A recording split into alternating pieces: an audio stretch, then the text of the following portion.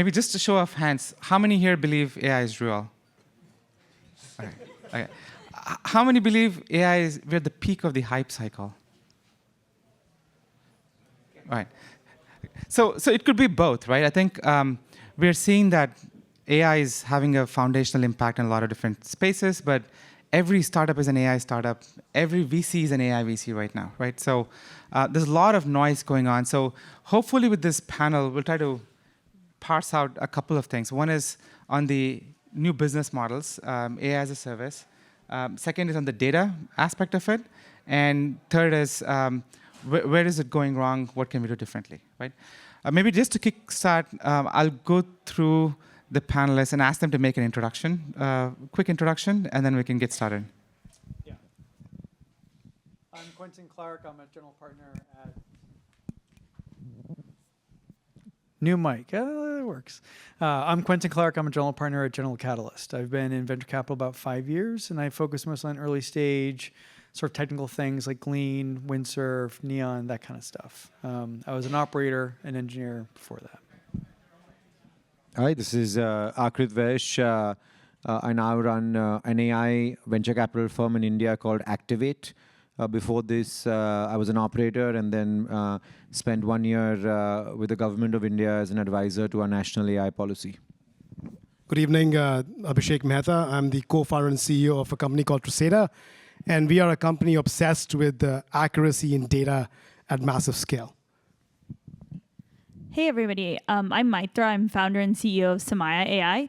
Samaya builds out a human AI knowledge network, a new type of information ecosystem where humans and AIs, AI agents, collaborate together. And we work on a lot of financial services use cases. And I'm Vijay, partner at Mayfield, which is an early stage venture fund in Menlo Park.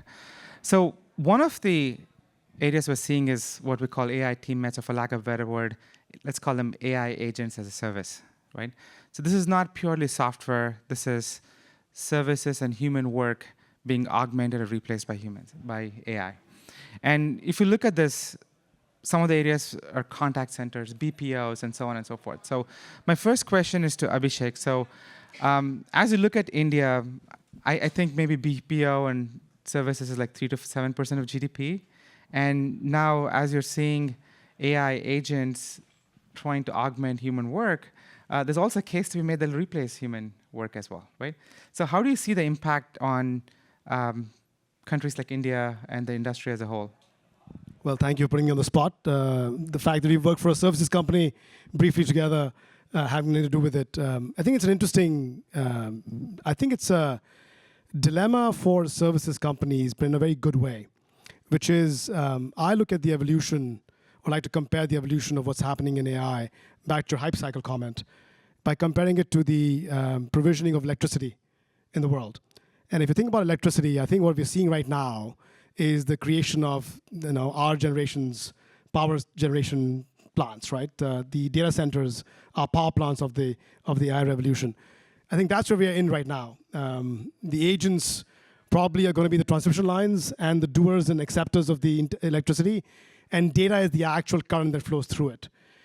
In that, back to the dilemma, in that particular flow, in the next decade, it'll be an interesting play to see how much of human work. I go back to one of the universal truths. Humans don't like doing things that are boring and repetitive. And humans are actually not good at doing things that are boring and repetitive. And a lot of the work in the service industry is boring and repetitive. So with that logic, if we can automate things that need repetition, are boring, naturally it'll be a fair assumption to say that an agentic-powered world would replace probably most of it, because it's going to be better at it, it's going to be cheaper at it, and faster at it. And Akrit, how do you advise the government of India on what's going to happen in the next 5 to 10 years, where services are slowly being augmented, replaced by AI? You don't advise. No, I think it's difficult to advise the government anything. Look, I think, as a country, we're very uniquely positioned in both pros and cons. If you think about just India's place in the AI world, it's the fastest growing economy, the largest population, At the same time, the GDP per capita is significantly lower than, let's say, a China. So I think a famous economist once said this, that India is a country that disappoints both the optimist and the pessimist. And I think being in the government for a year made me feel that very close to home. Like every question or every decision is a very complex question, and there's no straight line answers, unfortunately, because it's just as a country, going through a transition and still growing and so on. But to very specifically try to take a shot at, okay, look, what does this mean for the services economy of the country, which is bound to get disrupted by the agentic world. I think the only way we can use it is a big opportunity. I think we have to play offense rather than defense. I think if the approach is going to be, hey, look, let's find people new jobs. Sure, that's part of it, but that's a slightly defensive approach. I think the offensive approach is how does the country hone all of these, hone all of this talent as well as the tribal knowledge to actually become the back office of the AI world, right? In the previous panel, people were talking about integrations and workflows in enterprise are complex. I don't think some of it is going to get completely replaced by AI anytime soon. You're going to need the human involvement or human in the loop. And India probably as a country is primed to take that human in the loop opportunity to reskill the workforce to become, to work hand in hand with agents. Got it. Quintin, I think as you looked at VC in the past 10 years, right, they've stayed away from services. It's SaaS. And now a lot of them are getting in a big way, but GC has been pioneering a lot of the investments in services, right, including roll-ups and so on. So I'm just curious to hear GC's take on how you view this industry and how venture capital is coming forward to address this need. Yeah, I mean, to start off on the points that are just being made, I mean, I think it's incumbent upon these countries, whether it's India or the Philippines or a bunch of other places where you have service work kind of running at scale, these countries have to kind of recognize this is coming. And ironically, AI is also an opportunity for them. Education, healthcare, the baseline of education, healthcare in every nation can advance forward dramatically because of AI. It won't be long before, even here in the United States, where healthcare is, let's say, very decentralized, I guess is the nicest thing I can say about it. Everyone will have like an AI concierge doctor within some number of years. That is actually not that far away. That can be deployed globally. There's no reason everyone can't have that kind of healthcare, access to healthcare. And education, the thing we've learned about education in the last 20 years is personalized learning works a lot better than just like, here's a general curriculum, sit in a room for 25 minutes and hope you pick it all up, So I do think there's this tremendous opportunity that AI creates in addition to the challenges. We're very acutely aware of this, and we're actually working on a policy basis and with folks like the Tony Blair Institute to think that stuff through as we go about the work of these services to software transformations that we're very heavily involved with. So here we have done roll-up plays where we've taken services industries or worked with founders who have the capability and have started to demonstrate building an AI transformative asset for that work, and then acquiring services firms to roll in and do the AI transformation. But it's sort of it's a hack to get customers because the customer interface doesn't change. If you're a small business, you're using some firm to do your small business accounting, well, the way you get that done to you doesn't change. You're continuing to pay that firm to do that work. That work happens faster, maybe even a little bit more accurately, and maybe over time the prices will go down. But like you're kind of rolling into the customer base that way. And so you sell into the financial services industry, right? I think that used to, hey, give me a SaaS tool or I'll go hire a consultant services, right? So how does Samaya look forward to partnering with some of this financial services industry, financial sector, and how do you sell into them, and how do you price it as well? Okay, lots of questions. So maybe to answer that question, first I'll ask the audience a question, which is who saw the Fortune article on how all generative AI pilots are failing? Okay, a few people, and then who? Didn't the guys here write that report? None of the guys, I think, wrote the report. Oh, they wrote it? Okay, they're here. Oh, that's oh no, I jumped ahead, but it's relevant because and then who dug in deeper and actually read the entire article besides the headline? Okay, we have a couple of people, including the authors, who are not in this room, but so this ties back to your question, because the interesting thing if you read the article is that most of the reason some of these efforts have been failing has been less to do with the technology and much more to do with the use cases. And I think the reason that we're seeing, such a big lean into services with AI is really this early stage discovery of use cases. So many of these first AI companies that are seeing a lot of growth have realized that, look, the AI out of the box, like that's great, but we really need to understand the problems that we're solving for people.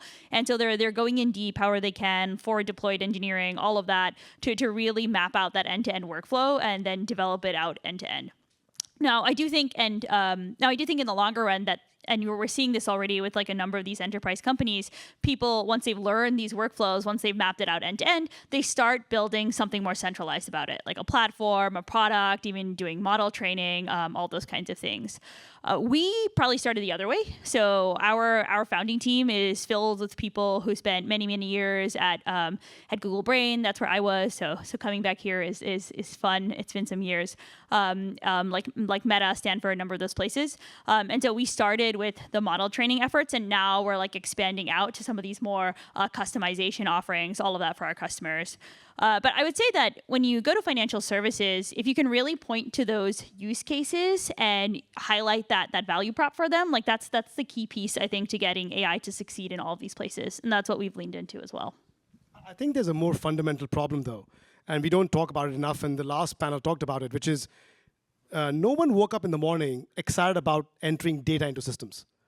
You didn't get up in the morning and say, you know what, I love data entry. And I think we're seeing a fundamental shift where any system that is reliant on humans to enter data to become more efficient for business processes will cease to exist. Because the data isn't ready in the enterprise to be used for high intelligence use cases yet. And I think that's the fundamental thing that we are missing in the larger conversation. Until we fix that, till we realize that no human being who loves doing CRM entries ever said, you know what, I want to do this the rest of my life. And we have to just figure out a system on what, if humans are no longer the source of data into systems, we have a magical chance of changing everything. Yeah, so brought up a good topic on data, right? So models are getting better. Companies like Google, OpenAI, Anthropic are building bigger and bigger models, ingesting the world's open data out there. And arguably, there's a delta between those models, but it might normalize over time. And so the value will shift eventually to data, right? And so this data is, a lot of it is behind firewalls and so on. So maybe I'll start with Quentin this time. As a data investor, where are you seeing places where VCs are getting excited about from investing in the data ecosystem? I mean, I think if you look at the work of the large model companies, foundation model companies, I think if you look under the hood, you can find a lot of where that data work is happening, because they're dealing with a scale of information that kind of basically no other enterprise is dealing with. I mean, this all started, of course, with Google, which has continues to have this tremendous ability to deal with very large systems of data. This question of like the quality, the building the right ontology, all that stuff is very present for all these folks. And I think one of the things that's happened in the last couple of years is everyone's kind of assuming these large data lakes and that kind of architecture is going to be necessary in order for enterprises to adopt AI. How exactly they put it all to purpose, I think, is still, it's just some gear grinding happening there. But I think the other is, how do you end up teaching AI models about the specifics of a business? I mean, we talk about this idea that humans don't like putting information. It's absolutely true. In fact, I'll go further. I think at least half the job titles of knowledge workers, at least in the Western world, are basically fancy data entry jobs. They're basically jobs that exist because one computer system needs information from another computer system. And since they couldn't talk to each other directly, we put humans in to be the capacitors between computer systems. It's kind of absurd, obviously. Like the notion that a human being, after they've like entered the information in Slack, then turns to CRM and like enters it again. it's like it's obviously absurd, right? We were never born to teach computers about numbers. Like that's just weird. So that question of how is that going to happen, I think is an area of a lot of active work, and it's everything from the sort of connectors and companies like Lean, that kind of stuff. It's also things like Mercor. Like, how do you teach an AI system to understand the context and what to do with this very specific information? So I think we're past just the speeds and feeds a little bit, and we're up into what are the semantics? What does this actual information mean? How do you actually put it to purpose? And if you look at financial services, they've been some of the most conservative industries in the past, right? There's some who are forward-leaning and they'll put their data in the cloud and behind like Google secure enclaves and so on and so on. But there's a few set of financial services like over my dead body, right? They don't want to give out the data at all. Like, how are you seeing data as a moat for a lot of these financial services companies? Yeah, so I think firstly I'll say that financial services varies. You'll see some that are actually very forward-looking and very excited about any kind of collaboration, and will work with you on some of those data security pieces.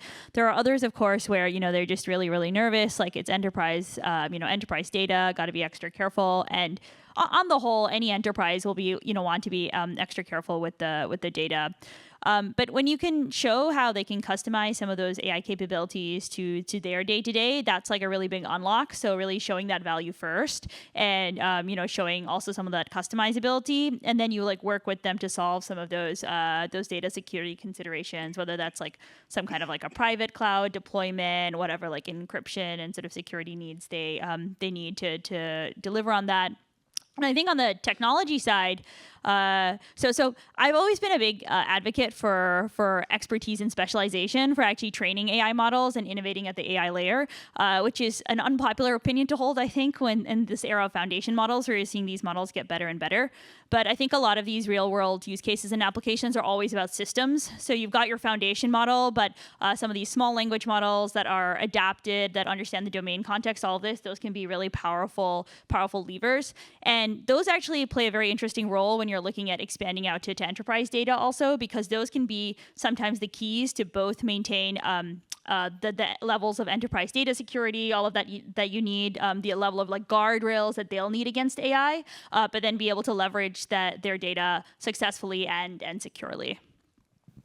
And you mentioned about India, where BPO might be on a decline, at least for some places, right? But India has a lot of data, just like other countries have, right? How does that become a competitive advantage? Like, and arguably the regulations are not as stringent as other countries, like in Europe or US. What's the plan for companies in India or for the government to make data as an advantage for them?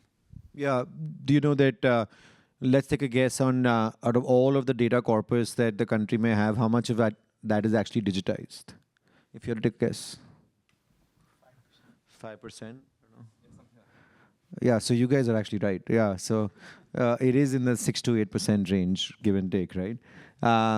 So the problem is not about what we can do with the data. The problem is how do you make the data AI ready? And that was one of the big things that is one of the big things that this entity called India AI Mission, which I was a part of for a little while, is trying to figure out. I mean, we had, I think, a few million hours of audio data in 27 languages for radio for the last like 17 years. Now, how do you actually end up using it is a big problem. And we actually spoke to a bunch of companies here who are trying to make sense of, just how do you get data sets ready for AI. And, even that was a challenge to figure out. So I think fundamentally, I'm totally with you that the data set that the country has across segments, across languages, across different verticals can be a massive competitive moat in the medium term at least. But how do you put it to use and how do you think about getting so much of it just ready to be used is a challenge. And Abhishek, you're a data company, right? And what are some examples of like how some companies are doing well on using the data, how some companies are not? Like, what are the lessons learned? Going back to very quickly on the previous question, I don't think it's just an India opportunity. I think there's enterprise data far dwarfs consumer data. And everything we've seen in the world right now, which is happening with the idea of natural language being the normal computing paradigm for everybody, hasn't translated to enterprise data yet because the opportunity, a global opportunity, lies in the unlock of enterprise data. Enterprise data's biggest gap and biggest opportunity is it is logged into protocols, systems, and standards that are very, very hard to decipher, which allows people like me to build successful companies around it, and is the best lesson learned over 20 years of working on this, which is if there's an ability to use all sorts of AI tools, because even washing machines are AI now, but if the ability to use agents and the ability to augment currently, but probably replace humans from everything from that goes from data entry all the way to the data usability, companies, enterprises, small or large, that can figure out a method to remove the human from the loop and not add the human to the loop is probably the most successful way to leverage your asset. The least successful has been around thinking that the only data that is valuable to you is within your four walls. Our most successful customers have had a realization when they've tried to solve for everything from propensity to probability models that their data by itself is important and critical and should be protected, but there is supernatural value to be derived when merged and connected to data that is not theirs. I think that is probably the biggest learning over the last 20 years. That makes sense. I think data is a moat for any enterprise, and everybody takes a different path to get there. But if you look at the report which came out from I Won't Name Home, 95% of projects don't make it into production. I think there's a part of it is, at least the report said it's not because of AI, it's just the way it's being used within enterprises. But this is a question to Quentin, right? There's hundreds of pitches you hear. Some of these companies shouldn't exist. And how do you tell the difference between what is a feature which is roadkill for a large enterprise versus what is a sustainable company, right? Wow, the gloves come off. Okay. I'm sure a lot of these companies should exist. It's fine. I mean, there's two different ways I guess I can answer this a little bit. One is just generally speaking, like a lot of this has to do with founders and all that stuff in terms of venture capital. But in terms of like, what's a feature, what's a product, what's a company? We're at peak ambiguity right now, is the truth. Like, okay, so let me step back just for a moment, 10,000 feet. How many of you think like AI is as big as like cloud computing? Is it as big as cloud computing? Yeah, probably. As big as mobile? Yeah. I think it's bigger than all that stuff. I think it's as big as like the integrated circuit. And if and there's too many people here who are old enough to have lived through this, and I was like a baby, 1973. Like the United States was like, what happened to computers? Like computers are going to change our lives because like you just go back to the literature of the 60s and that whole arc of like sci-fi back then, like computers were going to like do all this amazing stuff. And then it's 1973 and people are kind of like, I don't know, we landed a dude on the moon or whatever, but like what else has happened, you know? Now, no one today would say, well, no, computers really have not impacted us. It took 70 years for that arc to really come out and come through.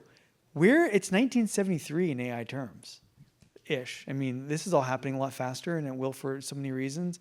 So I do think it's super, super, super early, and it is peak ambiguity. It's also a little bit this like trough of, I was like, AI, like POCs, blah, blah, blah, MIT paper, everyone's grumpy, right?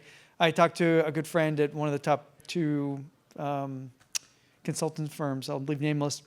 Yeah, they're like, we have now collected billions of dollars, billions, from our customers to do AI stuff.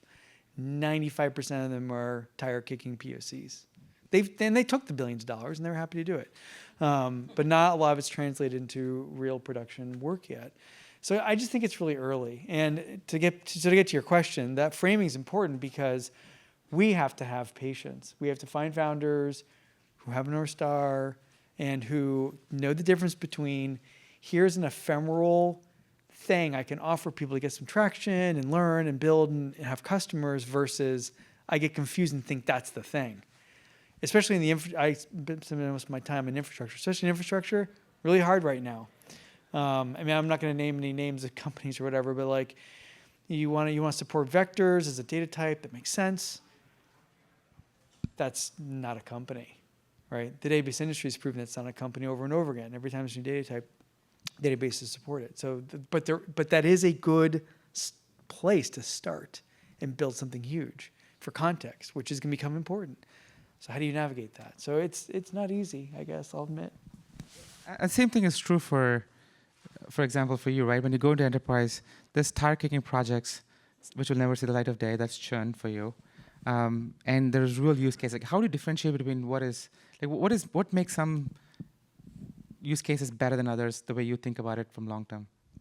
Oh boy. Okay. So we are hyper focused on the use cases where we think we can really deliver value. And so we will say no to places if they come to us and we don't feel like we're ready.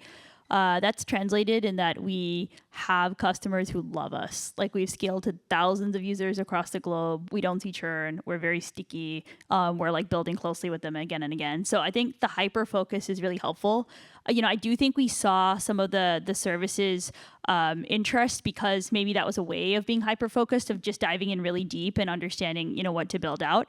For us, I do, and I also do think that in the long run, that'll translate to some kind of more technical innovation, especially for some of these technical heavy companies that are being built. So for us, I think innovating at the AI layer, doing some of this model training, all of these pieces have been critical to building out like a new fundamental technical stack that then goes on to empower these new types of product experiences and is really, really killer at some of the specific use cases that we look after.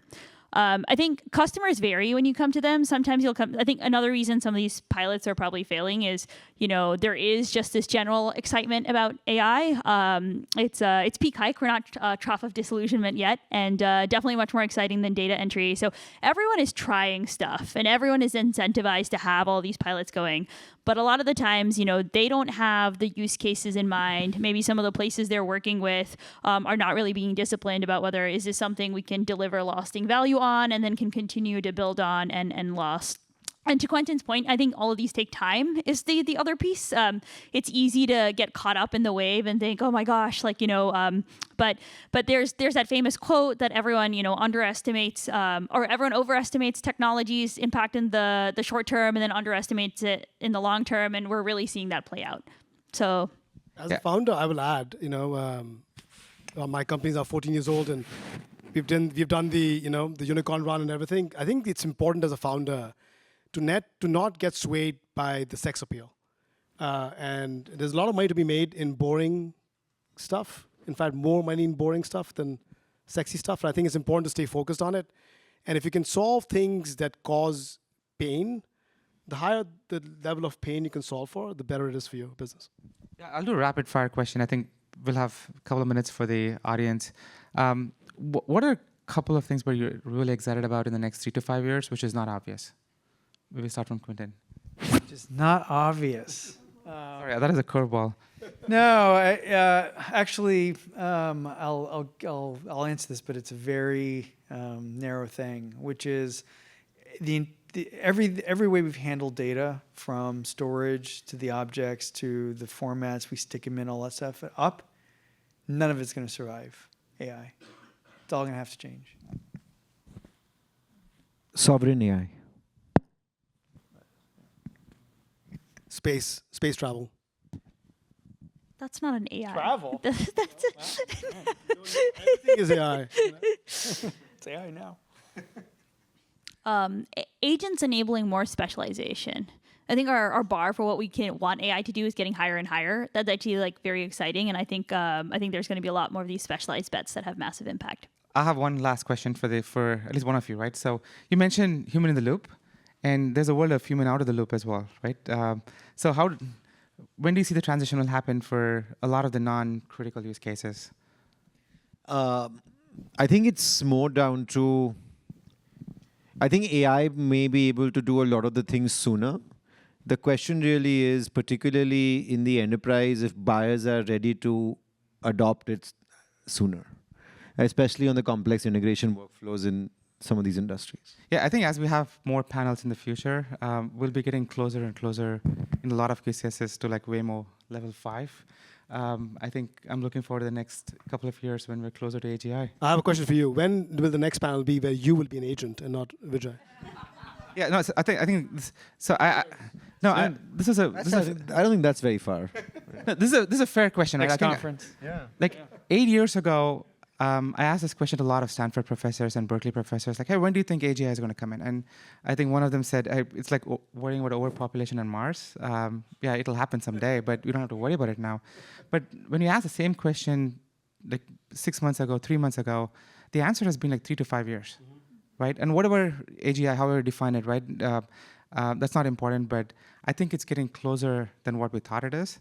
And that's fascinating for us as investors or for founders and so on. So we might get there closer. So just as a flippant answer.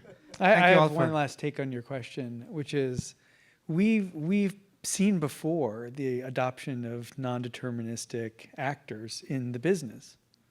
They're called people. They're called employees. So that same question of like, when did we trust a new hire or a new organization or a scaling organization to do its work without someone else constantly interfering? That's going to be a similar transition. Yeah. Thanks. Thank you.